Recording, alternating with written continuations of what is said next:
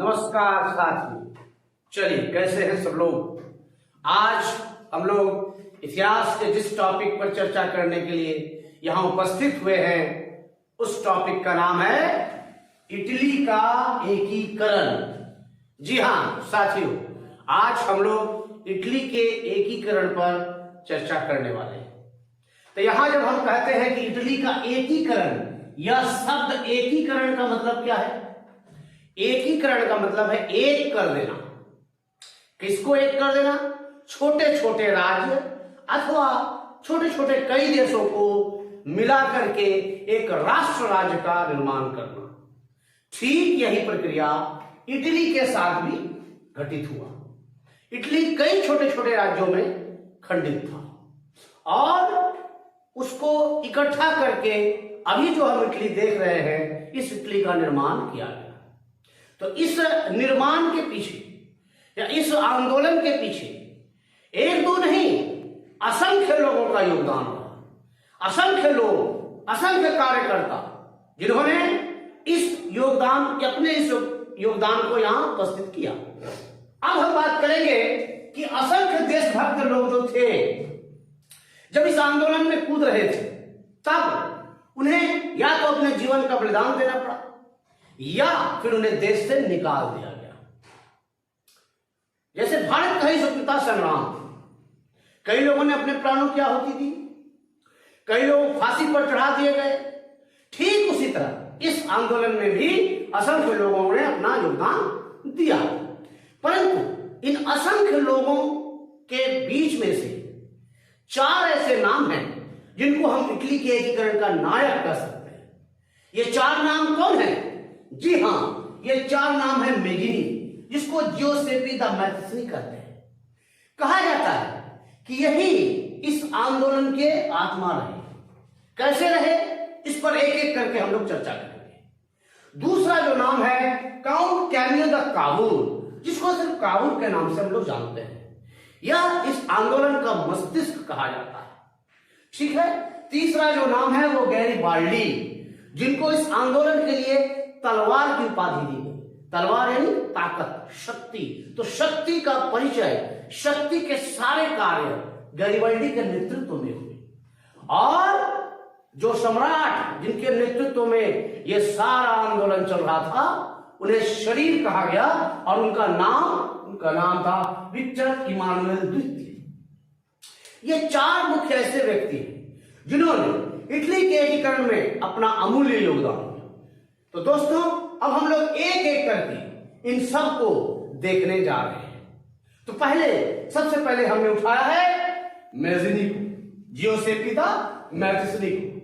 यह एक बहुत बड़े दार्शनिक थे और लोकतंत्र के समर्थक थे।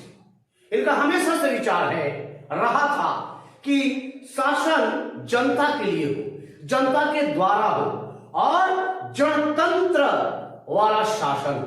अर्थात शासन का मालिक कौन हो? जनता हो। निरंकुश राजतंत्र का समापन हो और लोगों के अंदर एक ऐसी भावना उपजे जिसमें उन्हें एकता के सूत्र में पिरो सके।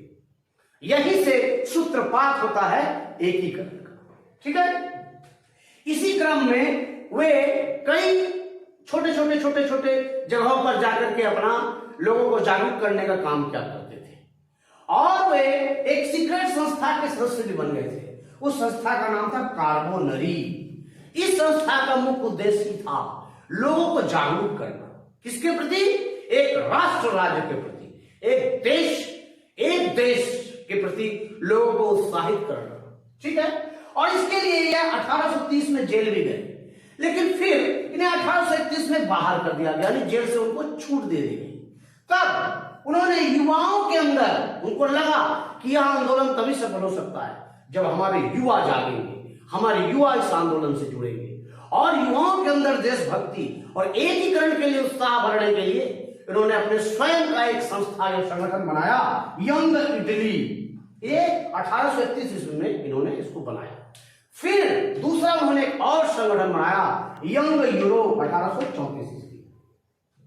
इस संगठन का या इस संस्था का क्या काम था? इस संस्था का काम था लोगों को एकीकरण के लिए सजग करना, जागरूक करना और इनका ये प्रयास 1831 से जब वो जेल से बाहर आए थे वहां से 1848 तक चालू रहा, प्रयास वे करते रहे, लेकिन दुर्भाग्यजनक रूप से वे प्रयास सब विफल हो गए।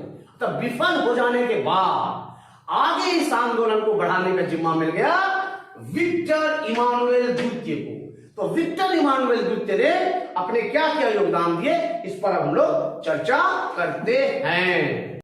मैजिनी के प्रयास जब विफल हो गए तब इस आंदोलन अथवा युद्ध का नेतृत्व किसके जिम्मे आ गया? ये आ गया सर्डिनिया फिनलैंड के शासक विक्टर इमानुएल द्वितीय के जिम्मे। हाँ, किसके जिम्मे? सर्डिनिया फिनलैंड के शासक कौन थे? विक्टर इमानुएल द्वितीय। ये याद रखिएगा, महत्वपूर्ण प्रश्न है कि सर्डिनिया फिनलैंड के शासक इटली के एकीकरण के समय कौन थे? तो वे थे विक्टर इमानुएल द्वितीय। इन्हीं के कंधों पर आ गया अगला नेतृत्व करने का भार। तब इन्होंने क्या किया? इन्होंने, चूंकि ये एक जन समर्थक राजा थे, जन कल्याण से जुड़े हुए व्यक्ति थे, और उनको लगता था कि नहीं, इटली का एकीकरण होना चाहिए, एक राष्ट्र राज्य, एक मजबूत राष्ट्र, मजबूत इटली का निर्माण होना चाहिए। और इसलिए उन्होंने इस कार्य को आगे बढ़ाने का जिम्मा किन्हें दे दिया? इन्हें दे दिया काबुल को। किसको दे दिया भाई? काबुल को दे दिया, जिनको उन्होंने मंत्री बना दिया। क्या बना दिया? मंत्री। अब असली कार्यक्रम या असली आंदोलन आरंभ होता है। ये काउंट काबुल, जो सर्डिनिया फिनलैंड के मंत्री बन चुके थे, एक बहुत बड़े कूटनीतिज्ञ थे। जैसे अपने यहां चाणक्य ने बहुत कम ही साधनों में अपनी कूटनीति की सहायता से चंद्रगुप्त मौर्य को अखिल भारतीय साम्राज्य का शासक बनाया। उसी प्रकार ये काम अब यहां पर कौन कर रहा था? काउंट काबुल। जो हमने बताया कि जिस प्रकार भारत में चाणक्य का स्थान है, इस आंदोलन में इस व्यक्ति का स्थान है, काउंट काबुल। अब ये स्वयं एक यथार्थवादी व्यक्ति थे। उनको पता था कि हमारी कमजोरी क्या है, कैसे हम आगे अपने आप को मजबूत कर सकते हैं, और ये इसके अंदर देशभक्ति की भावना भरी हुई थी। इन दोनों का मिश्रण इनको आगे की योजना बनाने में सहायता करता गया। क्या किया इन्होंने भाई? सबसे पहले इन्होंने अपने सैनिक सुधार किए, फिर सामाजिक संरचना में सुधार के कार्य आरंभ कर दिए, ठीक है। और जो भी इटली को एकीकृत करने का आंदोलन चल रहा था, कई जगहों पर चल रहा था, उन सबका नेतृत्व करना आरंभ कर दिया। अब क्या हुआ? कूटनीति इनके पास एक हथियार था। इन्होंने विदेशों से भी सहायता लेनी आरंभ कर दी, और इनके पास मजबूत सेना हो चुका था। इधर उन्होंने अपने लोगों से कहा कि सबसे बड़ा अगर हमारा कोई शत्रु है तो वह है ऑस्ट्रिया। कौन है भाई? ऑस्ट्रिया।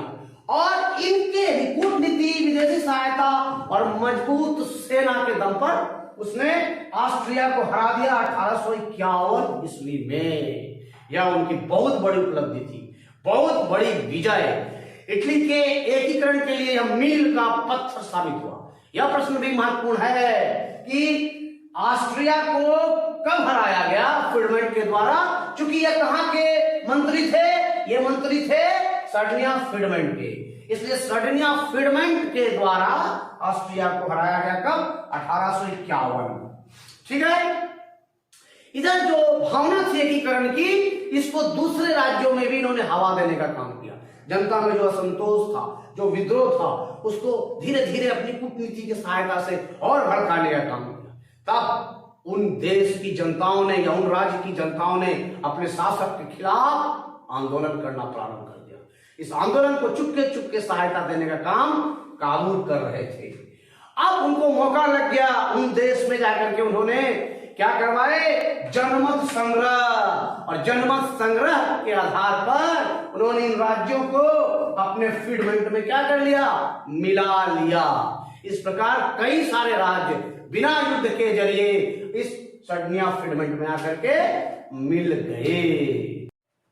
तो इस प्रकार से अब इस एकीकरण में अगला जो महत्वपूर्ण व्यक्ति था वो था गैरिबाल्डी। गैरिबाल्डी स्वयं एक कुशल योद्धा था। इन्होंने विक्टर इमानुएल और काबुल से संपर्क किया। इनकी भी तीव्र इच्छा थी कि इटली का एकीकरण हो। तो पहले से विक्टर इमानुएल और उसके मंत्री कौन, काबूल, इस तरफ प्रयासरत थे। अब गैरिबाल्डी का भी उनको समर्थन या सहायता प्राप्त हो गई, क्योंकि यह एक कुशल योद्धा थे। और जैसा मैंने पहले भी कहा कि इस युद्ध में सैनिक के साथ साथ कई सारे स्वयं सेवक शामिल थे, और इन्हीं स्वयं सेवकों का नेतृत्व करने वाला व्यक्ति था गैरिबाल्डी। और इनकी ताकत क्या थी? मजबूत सैन्य दल।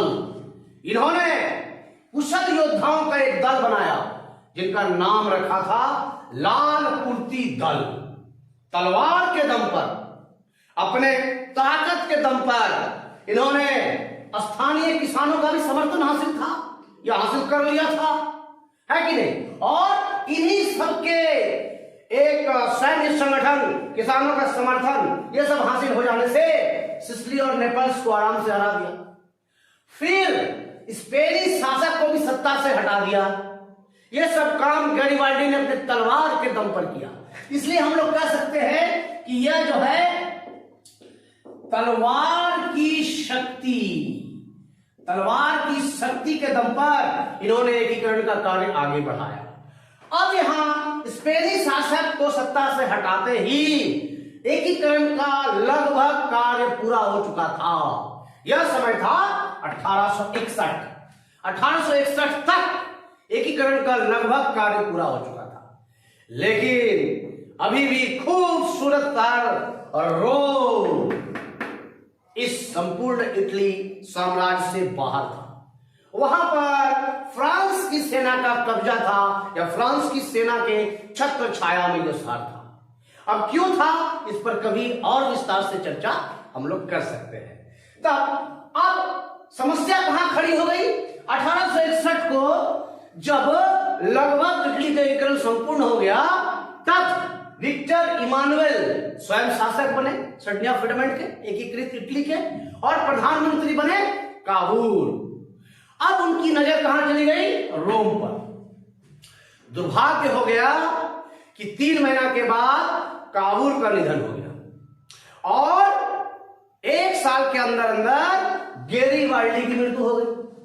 अब सर्डिनिया फेडरमेंट के शासक विक्टर इमानुएल अकेले हो गए। वे जानते थे कि अगर हम अभी रोम पर हमला करेंगे तो रोम को फ्रांस की सेना से जीत पाना कठिन होगा। समय का इंतजार हुआ, और 1970 में जब फ्रांस ने किसी कारणवश, क्या कारण है इसकी चर्चा हम कभी फिर करेंगे इस वीडियो में। 1970 में फ्रांस की सेना को, फ्रांस ने अपनी सेना को वापस बुला लिया। बस यही मौका था, मौका पर चौका मार दिया कौन? Victor Emmanuel. और रोम पर अपनी सेना भेजकर उस पर क्या हासिल कर ली? विजय। और यह विजय ही इटली के एकीकरण को संपूर्ण कर दिया। इस प्रकार हम देखते हैं कि छोटे छोटे प्रयास के माध्यम से इन 4 महानायकों ने संपूर्ण इटली को क्या कर दिया?